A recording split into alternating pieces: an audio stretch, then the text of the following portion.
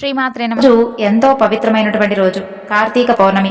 కార్తీక పౌర్ణమి రోజున ఆ పరమేశ్వరుణ్ణి మనస్ఫూర్తిగా ధ్యానించి స్వామివారి యొక్క లీలలను అలాగే స్వామివారి యొక్క పూజను ఎవరైతే భక్తి శ్రద్ధలతో చేస్తారో వారికి స్వామివారి యొక్క సంపూర్ణమైనటువంటి అనుగ్రహం లభిస్తుంది. కాబట్టి ఈ రోజున ఈ కథలను విని స్వామి యొక్క సంపూర్ణమైనటువంటి అనుగ్రహానికి ప్రతి ఒక్కరం కూడా పాత్రులవుదాం. ఒకానొక నాడు శిఖరం మీద శివపార్వతులు వినోదంగా ముచ్చటిస్తూ ఉంటారు. వారి పాదాల వద్ద ఉపమన్యుడు, భృంగి, నందికేశ్వరుడు మొదలైనటువంటి ప్రమదులు పరమేశ్వరుని యందే తమ యొక్క శుద్ధమైనటువంటి మనసుతో కేంద్రీకరించి సేవిస్తూ ఉంటారు. ఆ సమయంలో నారద మహాముని కైలాసానికి వస్తాడు. రాగానే ఆది దంపతులకు సాష్టాంగ నమస్కారం చేసి 2 చేతులు కట్టుకుని వినయంగా నిలబడతాడు. చంద్రశేఖరుడు తన యొక్క వెన్నెల వంటి కంటి చూపుతో నారదుణ్ణి చల్లగా చూస్తాడు. అంబికాదేవి, నారదా, నీవు భూలోకానికి వెళ్లి వచ్చావు కదా, అక్కడ ఉన్నటువంటి విశేషాలు స్వామివారికి విన్నవించు అని చెబుతుంది.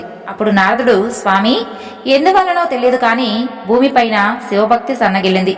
కొందరు కేవలం శివాచారాలలో మునిగి శైవేతరులతో మాట్లాడడమే లేదు, ఇక లౌకిక జీవనంలో మునిగిపోయారు. మరికొందరు బ్రహ్మానందంలో మునిగి తమను తాము మరిచిపోయి సమాజానికి ఉపయోగపడకుండా పోయారు. ఏమైతేనేమి తమ యొక్క భక్తితత్వం సంపూర్ణ సమాజానికి తెలియడమే లేదు. అందువలన మానవులందరూ కలిసి లింగస్థల, జంగమస్థల, ప్రసాద స్థలములను స్వీకరించి మహాభక్తులై ఉండేటటువంటి నిమిత్తం తమరు ఒకసారి భూలోకంలో అవతరించక తప్పదు. మహాదేవుడైనటువంటి పరమేశ్వరుడు అనురాగ చిత్తుడై నారదుని యొక్క మాటలు విని ఇలా అన్నాడు, నారదా, నీ కోరిక ప్రకారం భూలోకంలో అవతరించవలసిందే. అయితే నాకు నందీశ్వరునికి రవ్వంత కూడా భేదం లేదు. ఆ కారణంగా నా పక్షాన నందిని భూలోకానికి పంపిస్తున్నాను. పార్వతీదేవి ఈ మాటలను విని చిరునవ్వు నవ్వి, నాదా, మీరు ఇలా అనడంలోని ఆంతర్యం ఏమిటి? నిజంగా నందీశ్వరుడు మీరు ఒకరేనా, లేక భక్త పరాధీనుడు కాబట్టి నేను నా భక్తుడు ఒకటే అన్నటువంటి అర్థంలో ఈ మాటను అంటున్నారా అని ప్రశ్నిస్తుంది. అది విన్నటువంటి పరమేశ్వరుడు నారదుడు పార్వతీదేవి వింటూ ఉండగా ఇలా అంటాడు, దేవి, నీవు చెప్పింది ముమ్మాటికి నిజం. భక్తుని యొక్క శరీరమే నా శరీరం. నాకు భక్తునికి భేదం లేదు, అందుకని అలా అన్నాను. అంతేకాకుండా ఇంకొక కథ కూడా ఉంది. పూర్వం కొన్ని యుగాల కింద శిలాదుదుడు అనేటటువంటి మహాముని శ్రీశైలానికి నైరుతి భాగంలో కఠోరమైనటువంటి తపస్సును చేశాడు. ముందు కందమూలాలు ఆహారంగా తీసుకుని తపస్సును చేశాడు. ఆ తరువాత అది మానివేసి రాళ్లు తిని ఆకలి చంపుకొని ఘోరమైనటువంటి తపస్సును చేశాడు. అప్పుడు నేను ప్రత్యక్షమై వరం కోరుకోమని అడిగాను. శిలాదుడు నన్ను చూసి పులకితాంకుడై సాష్టాంగ నమస్కారం చేసి ఎన్నో విధాల స్తుతించి, స్వామి, నాకు పుత్ర సంతానం కలిగే విధంగా వరం ప్రసాదించవలసింది అని వేడుకున్నాడు. నేను తదాస్తు అని అన్నాను. అప్పుడు శిలాదుడు, మహాదేవ, కేవలం కొడుకు కలిగితే సరిపోదు కదా, అతను శివభక్తితో తరించాలి. వాడు తద్భిన్నంగా ఉంటే మాత్రం నేను సహించను సుమా, తలను నరికేస్తాను. అందుకని మీరే అతనికి అండగా నిలవాలి అని చెప్పి వేడుకున్నాడు. అది విన్నటువంటి నేను సంతోషించాను. అప్పుడు ఒకసారి నందీశ్వరుని వంక చూశాడు. ఎందుకంటే సృష్టికి ముందే నా యొక్క అంశ వృషభ రూపంలో ఉంటుంది. అది కృతయుగంలో 4 పాదాల మీదను, త్రేతాయుగంలో 3 పాదాల మీద, ద్వాపర యుగంలో 2 పాదాల మీద, కలియుగంలో ఒకే పాదం మీద చరిస్తూ ఉంటుంది. ఈ అంశయే ద్వితీయ శంభుడు. అట్టి నందీశ్వరుని చూసి, నీవే శిలాదునికి కొడుకు పుట్టాలి, నీవు లోకంలో 2వ శివుడు అనేటటువంటి పేర ప్రసిద్ధి చెందాలి అని అన్నాను. నందికేశ్వరుని యొక్క అవతారం ఈ విధంగా జరిగింది. నా కోరిక ప్రకారం నందీశ్వరుడు అయోనిజుడై శిలాదుని ఎంట పుట్టాడు.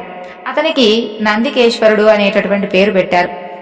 నందికేశుడు జన్మించినప్పటి నుండి కూడా ఎంతో భక్తిగా పెరిగాడు. గురుపద ధ్యానంతో, వేదాంత సూక్తులతో, శివాచార వర్తనంతో నా పాద పద్మాలను నిరంతరం మనసులో ఉంచుకొని నందికేశుడు పెద్దవాడయ్యాడు. అప్పుడు నందికేశుడు కనీ విని ఎరుగనటువంటి భయంకరమైనటువంటి తపస్సును మొదలుపెట్టాడు. ఆ వేడికి బ్రహ్మాండం అంతా కూడా గజగజ వణికిపోయింది. బ్రహ్మాది సమస్త దేవతలు భయంతో నా వద్దకు పరిగెత్తుకుని వచ్చారు. అది చూసినటువంటి నేను నవ్వి, ఓరి వెర్రిజీవులారా, మీకు ఎందుకంత భయం? మీ యొక్క పదవులు పోతాయనా? నందికేశ్వరుడు బ్రహ్మ పదవియో, విష్ణు పదవియో, లేదంటే దేవేంద్ర పదవియో కోరి ఈ యొక్క తపస్సును చేయడం లేదు. అందుకని మీరేమీ వణికిపోనవసరం లేదు. నా భక్తి తప్ప అతనికి వేరే కోరికలే లేవు. కావాలంటే నా వెంట రండి, చూపిస్తానని చెప్పి నేను నందికేశుడు తపస్సు చేస్తున్నటువంటి ఆ యొక్క పర్వత ప్రాంతానికి బ్రహ్మాది దేవతలతో సహా అక్కడకు వెళ్ళాను. నందికేశుడు కన్నులు తెరిచి నన్ను చూశాడు. అప్పటి వరకు నేను అతని మనసులో స్థిరంగా ఉన్నాను. ఇప్పుడు ఎదుటనే ఉన్నాను. ఇలా ప్రత్యక్షం కావడం చూసినటువంటి అతని శరీరం పులకరించిపోయింది. నందికేశ, నీకు కావలసినటువంటి వరం కోరుకో అని అన్నాను. అది విన్నటువంటి నందికేశుడు, స్వామి, పెన్నిది లభించినప్పుడు మన్ను అడిగేటటువంటి అవివేకి ఎవడైనా ఉంటాడా? నాకు మీ యొక్క దర్శనం లభించింది, అందుకే ఈ యొక్క తపస్సును చేశాను. నాకిక వేరే పదవులు గిదవులు ఏమీ అవసరం లేదు. నిర్మలమైనటువంటి భక్తిని నాకు ప్రసాదించండి అని అన్నాడు. అది విన్నటువంటి నేను నందికేశుణ్ణి గాఢాలింగనం చేసుకున్నాను. నాయనా నందికేశ, నీ యొక్క ఆలింగన సుఖం నాకెప్పుడూ కూడా లభించే విధంగా నిన్ను నేను వాహనం చేసుకుంటున్నాను. పూర్వం నీవే నా వాహనానివి అని చెప్పి నేను నందికేశునికి ప్రమదగణాధిపతిగా పట్టం కట్టాను. ఇక సర్వజ్ఞత్వాన్ని ప్రసాదించాను. నా వెంట బ్రహ్మ, విష్ణు, దేవేంద్రాది సమస్త దేవతలు అది చూసి నందికేశునికి సాష్టాంగ నమస్కారాలు చేశారు. నందికేశుడు వారిని దయతో చూశాడు. ఈ విధంగా దేవతలందరూ కూడా తమ తమ భయాలను పోగొట్టుకుని శ్రీశైల నైరుతి ప్రాంతంలో నందీశ్వరుడు తపస్సు చేసినటువంటి ఈ యొక్క ప్రదేశానికి నాటి నుండి నంది మండలం అనేటటువంటి పేరు వచ్చింది. అతడికి వచ్చినటువంటి సమస్త జీవజాలము మోక్షాన్ని పొందగలిగే విధంగా అనుగ్రహించాను. ఇట్టి నందికేశుని యొక్క చరిత్రను విన్నవారు, వినిపించిన వారు స్థిరబుద్ధి, దృష్ట అదృష్ట సమస్త సిద్ధులు, వాక్శుద్ధి, భక్తి సంపద పొందగలుగుతారు.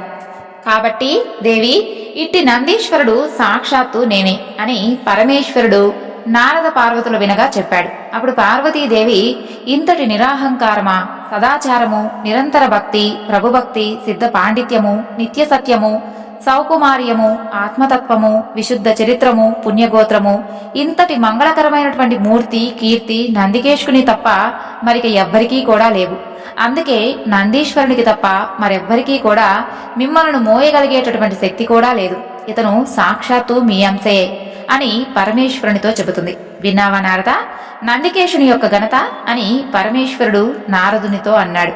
ఇలా పరమేశ్వరుని యొక్క దయార్థ చిత్తంతో తన మూలకమైనటువంటి నందికేశుడు భయము, సిగ్గు, సంతోషము, వెల్లివిరిసేటటువంటి చూపులు తనకు ఆభరణాప్రాయములు కాగా శరీరం అంతా కూడా పులకించి కంటి వెంట ఆనంద బాష్పాలు రాలుతూ ఉండగా పరమేశ్వరుణ్ణి శరణుజొచ్చి చేతులు జోడించి తలపై పెట్టుకుని పరమేశ్వరుణ్ణి కొనియాడాడు.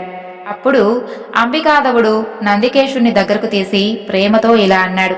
నాయనా నందికేశ, నీకు నా యొక్క తత్వాన్ని గూర్చి లోగడ ప్రబోధించాను. పార్వతీదేవి కన్నా, ప్రమదగణం కన్నా, వీరందరికన్నా కూడా నా గురించి మీకే ఎక్కువ తెలుసు కదా. అందుకే నీకు సర్వజ్ఞుడు అనేటటువంటి పేరు పెట్టాను. ఈ యొక్క తత్వం వేద స్మృతులకు మూలం. ఇదే ధర్మశీలం, ఇదే విమలాచారం, తత్వసారం, సుమహాతత్వం. దీనివల్లనే కృతార్థత్వం పొందవచ్చును. ఇదే ఆదిపదం అని నా యొక్క భక్తితత్వం నీ వల్లనే భూలోకంలో ప్రచారం చెందవలసి ఉంది. అందువలన నీవు మానవ లోకానికి వెళ్ళు. అక్కడ ద్వితీయ శంభుడు అనేటటువంటి పేర నీవు ప్రసిద్ధి చెందు. లోక శ్రేయస్సు కొరకు, భక్త శ్రేయస్సు కొరకు మా కోరిక నెరవేరే విధంగా నీవు మానవ రూపంలో పుడమిని పావనం చేయడానికి బసవుడు అనేటటువంటి పేర వెళ్ళు. నందికేశుడు ఈ యొక్క మాటలను విని ఇలా అన్నాడు. స్వామి, మీ ఆజ్ఞ ఎట్టిదైనా సరే శిరసా వహించి నేను తప్పకుండా చేస్తాను. దానికింత దూరం చెప్పాలా? భూలోకానికి మాత్రం మీరే కదా కర్త.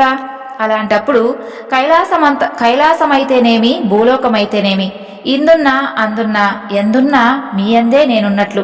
నందికేశుని యొక్క ఈ యొక్క వినయ వాక్యాలు విని ప్రభువు ఇలా అన్నాడు. నాయనా నందికేశ, నేను మాత్రం నీకు దూరంగా ఉంటానా? గురులింగ రూపంలో వచ్చి పరమ తత్వార్థాలన్నీ కూడా బోధిస్తాను. ప్రాణలింగ రూపంలో నీ శరీరాన్ని, ప్రాణాన్ని వదలకుండా ఉంటాను. జంగమ రూపం దాల్చి వేడుకతో నీతో పాటు కలిసి ఉంటాను. నీ తనువు, మనము, ధనము వ్యర్థము కాకుండా నాకే చెందే విధంగా చేసుకుంటాను. నాకు ప్రమదులు ప్రాణ సమానులు. ఆ యొక్క సమస్త ప్రమద గణానికి నీవు ప్రాణానివి. అటువంటి నీకు నాకు దూరం ఒక్క క్షణం కూడా ఎన్నడూ ఎక్కడా ఉండదు అని ఈ విధంగా పలికినటువంటి పరమేశ్వరుని యొక్క మాటలు విని నందీశ్వరుడు తనువెల్లా చేతులైనట్లుగా ఆ యొక్క ప్రభువుకు నమస్కరించి భూలోకానికి ప్రయాణం కట్టాడు. సరిగ్గా అదే కాలంలో ఇక్కడ భూమి మీద శ్రీశైలానికి పశ్చిమ దిక్కున కర్ణాటక దేశంలో హింగులేశ్వర భాగవాటి అనేటటువంటి అగ్రహారం ఉండేది. అందులో మండెగ మాదిరాజు అనే ఆయన ఉండేవాడు. అతని భార్య మాదాంబ మహాసాధ్వి. నిరంతరం శివాచారంలోనే జీవితాన్ని గడిపేటటువంటి ధన్య. ధర్మం రూపు చెందే విధంగా కనబడేటటువంటి ఉత్తమురాలు ఆమె. అయితే సమస్త ఐశ్వర్యాలు ఉన్నా కొడుకులు లేకపోవడంతో ఆమె విచారాగ్రస్తురాలై ఉండేది. ఎన్నో నోములు నోచి విసిగిపోయింది. చివరకు శైవోత్తములు కామ్యార్థ సిద్ధికి నందికేశ్వర వ్రతం సర్వోత్తమైనది అని చెప్పడంతో ఆమె గుడికి పోయి అక్కడ నందీశ్వరునికి సాష్టాంగ ప్రణామం చేసి సర్వజ్ఞ దయాంబోధి నందీశ్వర అని స్వామిని పొగిడి నందీశ్వరుని యొక్క వ్రతాన్ని ప్రారంభించింది. సోమవారంతో ప్రారంభించి వరుసగా 9 దినాలు వ్రతం సాగించింది. ఆ తరువాత నందికి మజ్జనం చేయించి గంధ పుష్పాలతో పూజ చేసి వస్త్రాలు కప్పి గజ్జలు అందెలు గంటలు మొదలైనటువంటి ఆభరణాలతో అలంకరించి ముఖాన పట్టము బంగారు కొమ్ములు పెట్టి ధూప దీపాలతో అర్చించి పంచభక్షాలు పెట్టింది. ఆ తరువాత పులగం నందికి ఆరగింపజేసి కలకండ నెయ్యి కలిపి స్వామికి తినబెట్టింది. ఇలా నందికి అర్చన చేసి పరమ మహేశ్వరులకు సపర్యలు చేసింది. నందీశ్వర నవనందినాథ ఇందుకళాధరుని వాహనానివి నీవు. నీ వంటి సద్భక్తుడు నీ దయతో నాకు కొడుకుగా పుడితే నీ పేరు పెట్టి పిలుచుకుంటాను అని నందికి మనవి చేసింది. అప్పుడు సమస్త జనులు చూస్తూ ఉండగా నంది మాదాంబకు ప్రసాదాన్ని అందించింది. మాదాంబ ఆశ్చర్యము ఆనందము పొంది ప్రసాదాన్ని స్వీకరించి ఇంటికి వెళ్ళింది. మాదాంబకు నందీశ్వరానుగ్రహం వలన పూర్వము కన్నా కూడా ఎక్కువ శుభాలు కలిగాయి. శుభశకునాలు కనిపించాయి. ఈలోగా నందీశ్వరుడు భూలోకానికి వచ్చి మాదాంబ వ్రత విధానం గమనించాడు. నేను వస్తున్న పనికి అనుగుణంగానే మాదాంబ నన్ను కొడుకు కావాలని కోరుకున్నది. ఏమి చిత్రమిది, తలచినటువంటి పనికి తగినటువంటి అవకాశం లభించిందే అని అనుకుని నందికేశుడు మాదాంబ గర్భంలో ప్రవేశించాడు. తక్షణమే మాదాంబకు గర్భ చిహ్నాలు కనిపించాయి. అమృతాంశుడైనటువంటి పుత్రుడు మాదాంబ గర్భంలో ఉన్నటువంటి కారణం వలన ఆమెకు ఆకలి కూడా మందగించింది. ఆమె శరీరం అంతా కూడా పాలిపోయింది. మాదాంబ సదాచారం వైవంచనాలకు లొంగదు అని అనడానికి చిహ్నంగా ఆమెకు వేవిళ్లు కూడా ప్రారంభమయ్యాయి. కొడుకు రాకతో నోరు తెరుచుకుని చూస్తున్నదా అన్నట్లుగా ఆవలింతలు పుట్టాయి. శివమూర్తి తనలో ఉండినందువలన శివయోగ నిద్ర వచ్చిందా అన్నట్లుగా ఆమెకు నిద్ర కూడా ఎక్కువైంది. నీలకంఠుడు ఆమె గర్భంలో ఉన్నందువలన అన్నట్లుగా ఆమె యొక్క చనుమనులు నలిపెక్కాయి. పరమేశ్వరుడు గర్భంలో ఉన్నందువలన అన్నట్లుగా ఆమె యొక్క నడుము విశాలమైనది. యోగీంద్ర హంసుడు గర్భస్థుడు కావడం వలనేమో ఆమెకు హంస నడక అలవడి వేగం తగ్గింది. ఇలా క్రమంగా ఆమెకు 9 నెలలు నిండాయి. అయితే లోపల ఉన్నటువంటి నందీశ్వరుడు మాదాంబ గర్భకుహరంలో సమాధి స్థితిలో సిద్ధ పద్మాసనంలో విశుద్ధాత్ముడై ఉండిపోయాడు. ఇదేమిటి, ఎంతకు గర్భశిశువు భూమి మీదకి రావడం లేదు, అలాంటిది పూర్వం ఎన్నడన్నా విన్నామా కన్నామా అని మిత్రులు శత్రువులు అందరూ కూడా భయపడి పారిపోసాగారు. అయితే శిశువు మాత్రం కుండలి యోగస్థుడై నిరంతర శివధ్యాన తత్పరుడై 3 సంవత్సరాల కాలం పాటు మాతృగర్భంలోనే ఉండిపోయాడు. అప్పుడు పాపం మాదాంబ ఆ గర్భ శిశువును మోయలేక దిగులుతో మరలా నందికేశుని గుడికి వెళ్లి, లోకంలో ఎవరైనా కానీ 9 నెలలకే నీళ్లాడతారు, కానీ స్వామి 3 ఏళ్ళు అయిపోయింది. నేను దుర్భరమైనటువంటి ఈ యొక్క గర్భం నాకు కక్కటి గర్భంగా ఉంది. చాలు చాలు నీ వరాలు, నాకిక గర్భము వద్దు ఏమీ వద్దు అని విన్నవించుకుంది. మాదాంబ తిరిగి గృహానికి వచ్చి పడుకొనగా ఆమెకు ఒక కల వచ్చింది. అందులో నందీశ్వరుడు జంగమ లింగ వేషం ధరించి అలా కనిపించిన తరువాత, మాదాంబ నీ యొక్క గర్భస్థ శిశువు సామాన్యుడని అనుకున్నావా? పరమశివుని యొక్క ఆజ్ఞపై భూలోకానికి వస్తున్నటువంటి నందికేశుడు, అది వృషభము, శిలాదుని యొక్క పుత్రుడు, భక్త హితార్థమై నీకు పుత్రుడుగా ప్రభవిస్తున్నాడు. ఇక దిగులు చెందవద్దు. పుట్టిన వెంటనే ఆ శిశువుకు బసవుడు అనేటటువంటి పేరు పెట్టు అని చెప్పి అంతర్ధానమయ్యాడు. మాదాంబ మేలుకొని వచ్చినటువంటి కలను తలుచుకొని, ఆహా, సాక్షాత్తు నందికేశుడు స్వప్నంలో ప్రత్యక్షమయ్యాడు, నా జన్మ ధన్యమైంది అని పరమానందపడింది. బంధుమిత్రులంతా ఇది విని ఆశ్చర్యపోయారు. అప్పుడు పరమేశ్వరుడు గర్భ శిశువును ఉద్దేశించి, ఏమి నందికేశ, వచ్చినటువంటి పని మరిచిపోయి లోపలే ఉన్నావు అని అనగానే పద్మాసనాస్తుడు అయినటువంటి శిశువు పరమేశ్వరుడికి నమస్కరించి మాదాంబ గర్భాన ఉదయించాడు. శిశువు పుడుతున్నటువంటి సమయంలోనే పరమేశ్వరుడు అదృశ్య రూపంలోనే ఉండి శిశువుకు లింగధారణ చేశాడు. ఇలా నందికేశుడు బిడ్డడై పుట్టగానే బంధుమిత్రాదులు అందరూ కూడా శిశువును చూస్తూ ఉన్నారు. అప్పుడు భస్మ రుద్రాక్షలు ధరించి రాగి కుండలాలతో త్రిపుండ రేఖలతో ఒక చేత యోగదండం మరొక చేత గొడుగు ధరించి పరమేశ్వరుడు తపస్సు వేషంలో ఆ గదిలోకి ప్రవేశించి మాదాంబను ఆశీర్వదించాడు. ఎవరు స్వామి తమరు అని అక్కడి వారు అందరూ కూడా ప్రశ్నింపగా, మా ఇల్లు కప్పడి సంగమేశ్వరంలో ఉంది. నా పేరు కూలి సంగమేశ్వరుడు. వెనుకటి జన్మలో ఈ శిశువు నాకు కొడుకు. లోకహితార్థమై నీకు జన్మించాడు. అందుకని చూడటానికి వచ్చాను. ఇక నుండి ఈ శిశువుకు నేనే గురువును. మాదాంబ, ఈ బిడ్డకు ఎప్పుడైనా సరే లింగార్పితం కానటువంటి ప్రసాదం ఎన్నడూ కూడా తినిపించవద్దు. ఇది నా ఆజ్ఞ అని చెప్పి ఆ యొక్క తపస్వి అదృశ్యుడవుతాడు. అప్పుడు పురిటి గది 1000 సూర్యులు వెలిగిన విధంగా వెలుగుతూ ఉంది. పొత్తిళ్లలో ఉన్నటువంటి ఆ శిశువు దివ్యమైనటువంటి తేజస్సుతో దగదగా వెలుగుతూ ఉన్నాడు. అజ్ఞానం అనేటటువంటి అంధకారం విజ్ఞానవంతుడైనటువంటి ఈ శిశువు అనేటటువంటి సూర్యుని వలన పారద్రోళబడుతున్నదా అని అన్నట్లుగా ఆ యొక్క కాంతి ప్రభలు గోచరించసాగాయి. మాదాంబ, మాదిరాజు అది చూసి పరమానంద భరితులై భక్తులకు హస్తపాదోదకములతో పూజించి విభూది విడుములు ఇచ్చి ఎంతో ఆనందాన్ని పొందారు. అప్పుడు పంచమహావాద్యములు మ్రోగుతూ ఉండగా పుణ్యాత్ముడైనటువంటి ఆ యొక్క శిశువుకు బసవుడు అనేటటువంటి పేరు పెట్టారు. బసవన్న క్రమంగా పెరుగుతూ ఉన్నాడు. వెనుక చీకటి ఉంటే తనకేమి అని అన్నట్లుగా తేజోమూర్తి బసవన్న పాపగా ఉన్నప్పుడే దీపాన్ని చూసి నవ్వేవాడు. లింగ ప్రసాదమే స్వీకరిస్తున్నాడా అని అన్నట్లుగా తల్లి యొక్క స్తన్యాన్ని స్వీకరించేవాడు. శివ సుఖామృతమును 2 చేతులతో జుర్రుకుంటున్నట్లుగా పసిపాపడై చేతులు నాగుతూ ఉండేవాడు. శివపద ధ్యాన నిశ్చేష్టావస్థలో ఉన్నట్లుగా దిగ్భాంతుడై ఉండేవాడు. గాసట బీసట ప్రపంచాన్ని పారద్రోలి విజృంభించే విధంగా చేతులు ఆడించసాగాడు. మాయా ప్రపంచాన్ని దగ్గరకు రానియనట్లుగా కాళ్ళు ఆడించేవాడు. తాను చేయవచ్చినటువంటి పనులకు ఆలస్యమైనట్లుగా ఉలిక్కి పడేవాడు.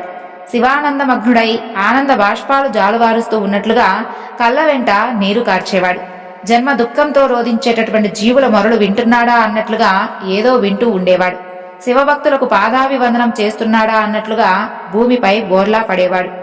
భూమిపై తగ్గినటువంటి నిర్మల శివభక్తి మరలా తలెత్తుతున్నదా అన్నట్లుగా తల పైకెత్తేవాడు. పద్మాసన విధానం అభ్యసిస్తున్నాడా అన్నట్లుగా కూర్చోవడం మొదలుపెట్టాడు. తానే ద్వితీయ చెంబుడు అనిపించేటట్లుగా నందివలే ఊగడం మొదలుపెట్టాడు. మహేశ్వరాచారమంతా కూడా ఒకచోట మూర్తీభవించినట్లుగా లేచి నిలబడ్డాడు.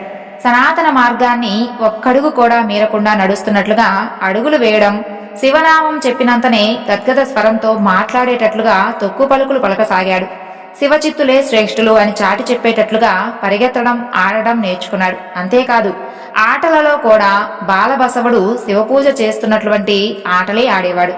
బుద్ధులెదిగేటటువంటి వయసులో భక్తులను శివునిగా తలచడం నేర్చుకున్నాడు. అయితే బసవన్న సర్వజ్ఞుడైనటువంటి నందికేశుడు కాబట్టి సర్వ విద్యలు సహజంగానే వచ్చాయి.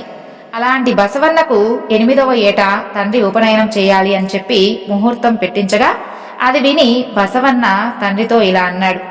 నాయనా, ఈ యొక్క ఉపనయనం ఏమిటి? శివభక్తుడమైనటువంటి నీవు జరుడవెట్లయ్యావు? పరమాత్ముణ్ణి గురువుగా కొలిచేటటువంటి మనకు దుర్నరుడు గురువెట్లా అవుతాడు? అది నరకం కాదా? పూర్వజన్మ ఏమిటి? ఇది పతన హేతువు. నిర్మలమైనటువంటి గురు కృపాన్విత జన్మానికి కారణ జన్మ ఏమిటి? ఆ యొక్క గురు పాదార్చన చేసేటటువంటి శైవునికి అగ్నిలో హవిస్సులో వేయడం దోషం కాదా? పరమ శివ మంత్రం వదిలి వేరే మంత్రాలు నేర్చుకోవడం పాపం. ఆ భక్తులకు నమస్కరించేటటువంటి చేతులతో తాటిమాలాలకు నమస్కరించడం తప్పు కాదా? కర్మపాశం తెగకోసినటువంటి మనం తిరిగి కర్మకాండను నేర్పేటటువంటి తాళ్లు కట్టుకోవడం ఏమిటి? భస్మ రుద్రాక్షలు ధరించినటువంటి మనం క్షుద్రముద్రలు ఎలా ధరిస్తాము? ఈ విధంగా యజ్ఞోపవీతానికి దూరమైనటువంటి వీర మహేశ్వరాచార్య దీక్షితిని సముద్రంలో ముంచుట నీకు ధర్మము కాదు తండ్రి. ఎవడు బ్రహ్మ తలను నరికాడో ఆ పరమేశ్వరుడు బ్రహ్మవంశుడెలా అవుతాడు? జాతికి గోత్రానికి అతీతుడై సద్గురుకర కమల సంజాతుడైనటువంటి శివాచార పరుణ్ణి తిరిగి జాతి గోత్ర క్రియలను ఆశ్రయింపజేయడం తప్పు కదా? కులరహితుడైనటువంటి పరమేశ్వరుని యొక్క భక్తులమైనటువంటి మనకు కులమేమిటి నాయనా? కాబట్టి ఏ విధంగా చూసినా కూడా ఉపనయనం అనేది మనకు మాత్రం తగదు నాయనా అని బసవుడు తండ్రితో విన్నవించుకున్నాడు. అది విన్నటువంటి తండ్రి ఇలా అన్నాడు, బ్రాహ్మణ మార్గంలోని ఆగమ పద్ధతిలో షోడశ సంస్కారాలు ఉన్నాయి. అందులో ఉపనయనం ఒకటి. గర్భ సంస్కారంతో ప్రారంభమై సాగేటటువంటి ఈ యొక్క 16 సంస్కారాలలో మనం ఏదైనా కానీ సంస్కారాన్ని స్వీకరించకపోయినట్లయితే ఉత్తమ కులానికి చెందినటువంటి వారం కాకుండా పోతాం. అంతేకాక ఉపనయన సంస్కారం అంతా కూడా శైవధర్మ సంబంధమైనదే కదా. ఉపనయన పూజలో రుద్రగణాన్ని, నందిని పూజిస్తాము. అప్పుడు చెప్పేటటువంటి గాయత్రి మంత్రంలో ప్రణవము, రుద్రుడు మాత్రమే పరమ దైవమని అర్థమవుతున్నది. ఉపవీత సూత్రము శివుడు ధరించినటువంటి సర్పానికి సంకేతము. వటువు పుట్టినటువంటి పాత్ర, శివుడు పట్టినటువంటి బ్రహ్మ శిరస్సు, పాలాశదండము స్థూలము, కూకటి జుట్టు శివుని యొక్క జడలు. వటువు ధరించినటువంటి జింక చర్మం శివుడు దాల్చినటువంటి గజ చర్మానికి సంకేతం. చందనమే భస్మం. వటువు భిక్షాటన చేయడం శివుని భిక్షకు సంకేతం. ఈ విధంగా ఉపనయన సంస్కారంలో వటువు శివరూపం ధరిస్తే తప్ప బ్రాహ్మణుడుగా అంగీకరింపబడడు. అందుచేత ఉపనయనం శివభక్తుడు తిరస్కరించవలసినటువంటి సంస్కారమేమీ కాదు. ఉపనయనం వలన భక్తి ఏమీ తగ్గదు. నీవు పసివాడవు, నీకేం తెలుసు? మేమి చెప్పినట్లుగా చేయడం నీ ధర్మం. ఇట్టి విపరీతమైనటువంటి మాటలు ఇంతకు ముందు విన్నవి కాదు, కన్నవి కాదు. నీవేదో సుపుత్రుడపై వంశోద్ధారకుడు పుట్టావు అని చెప్పి సంతోషపడితే ఈ యొక్క దుర్బుద్ధులేమిటి? కులదీపకుడు పుడితే కులమంతా వర్ధిల్లుతుంది. ఒక కులనాపకుడు పుడితే వాడి వల్ల కులమంతా నశిస్తుంది. నీవు వడుగులు తిరస్కరిస్తే బ్రాహ్మణులు నన్ను కులము నుండి వెలివేస్తారు. కాబట్టి ఇంతగా చెబుతున్నాను, నా మాట విను. విననంటావా? ఇక నీవు నీ భక్తి కలిపి నీ ఇష్టం వచ్చిన చోటుకు వెళ్ళిపోండి అని తీవ్రంగా కొడుకును తిడతాడు.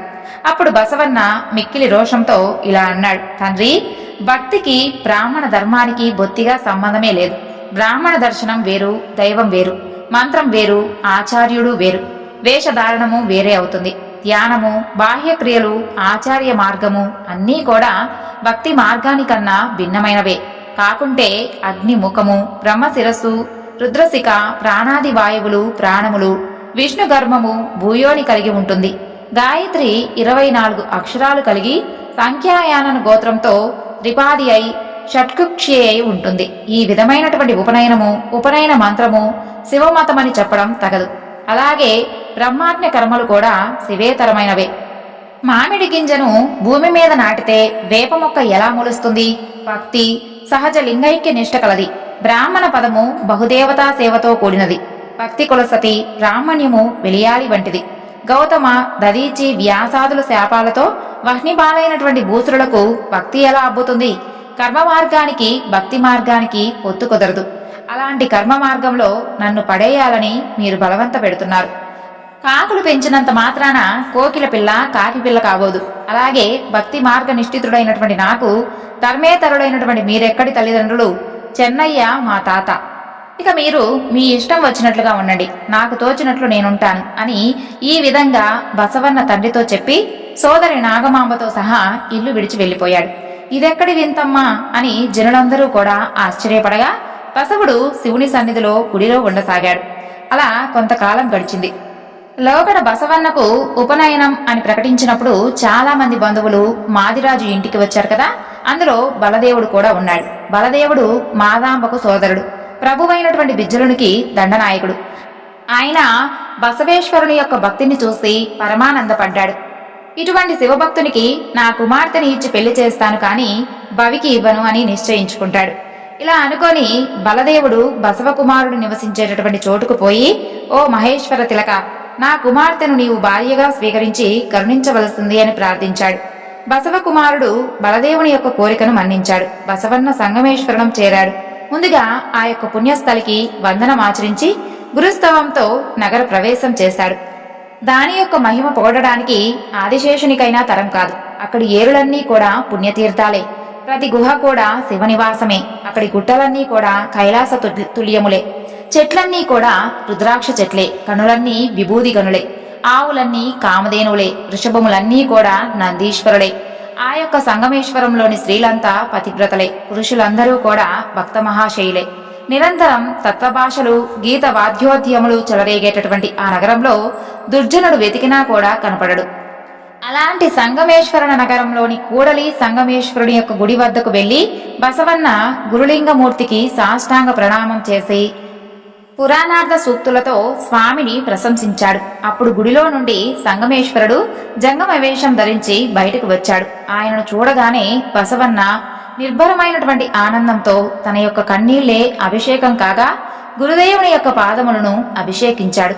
అప్పుడు సంగమేశ్వరుడు తన యొక్క ముద్దుల కొడుకును లేవనెత్తి కౌగిలించుకొని ప్రసాదమిచ్చి ఇలా అన్నాడు: ఇక్కడికి వచ్చిపోతూ ఉండేటటువంటి భక్తుల వలన నీ యొక్క సచ్చరిత్రం వింటూనే ఉన్నాము. బసవా, ఈ మాటలు విను. గతకాల వర్తన కంటే సద్భక్తి మితి తప్పి నడవదు. శివభక్తులలో లోపాలు ఎంచవద్దు.